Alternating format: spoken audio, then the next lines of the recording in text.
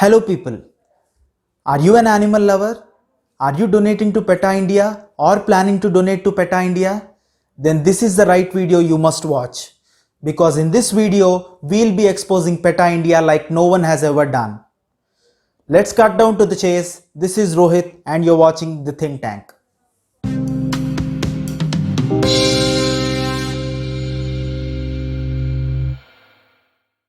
PETA India was established in the year 2000, which runs on the motto "Animals are not ours to eat, experiment, or used for entertainment and abuse in any other way."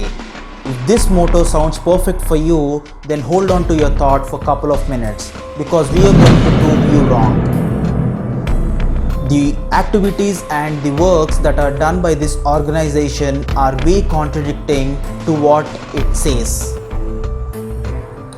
In this video, we will tell you about PETA's fake promotions and its recent hypocrisy exposed by Shefali Vaidya, who called the organization as anti-Hindu PETA.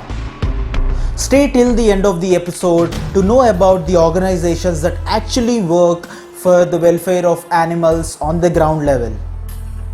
We'll also tell you about the financial misuses that this organization does and also fake celebrity endorsements. The annual revenue of this organization is 8 crores, which is around 72 lakhs per month.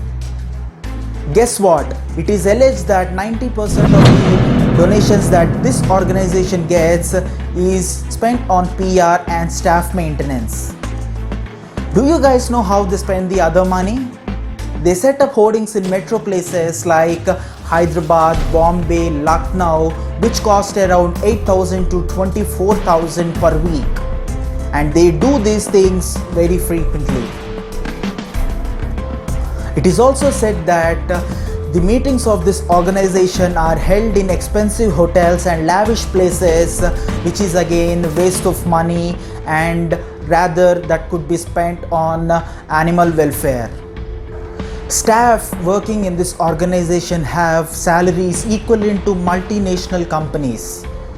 This leaves a mere 10% of its donations left to spend on rescue of animals, their shelter, their food, which was actually its primary motto. There are also allegations that the donations that PETA India receives are transferred to PETA US. The hypocrisy of PETA India doesn't stop here. Look at the table on the screen. You would be shocked to know that PETA India kills 80 to 90% of the rescued animals. It is an open secret that PETA India kills animals in the name of euthanasia or mercy killing of unhealthy animals. There are also allegations that PETA India kills healthy animals too. Though PETA generates huge revenue and donations and promotes as if it works for the welfare of animals, the ground reality is quite opposite to it. Recently, Shefali Vaidya called PETA India as anti-Hindu organization. It all started when PETA India has put up posters and hoardings by associating cows and Raksha Bandhan, where it mentioned people to take care of cows as their sisters. She also challenged PETA India to put up hoardings mentioning not to kill goats during Bakrid. But immediately PETA India responded by requesting not to associate its promotion with any religion. There are 5 other questions that Shefali Vaidya has raised that completely exposed PETA India. Let's have a look at each one of them.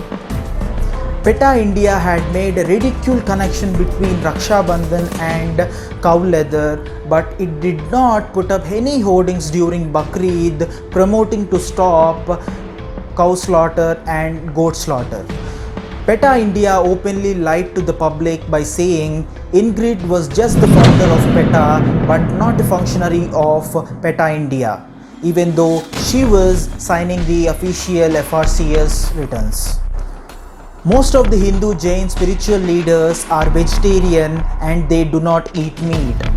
But PETA India never chose them as the person of the year, but instead they chose Pope Francis as the person of the year. Wow.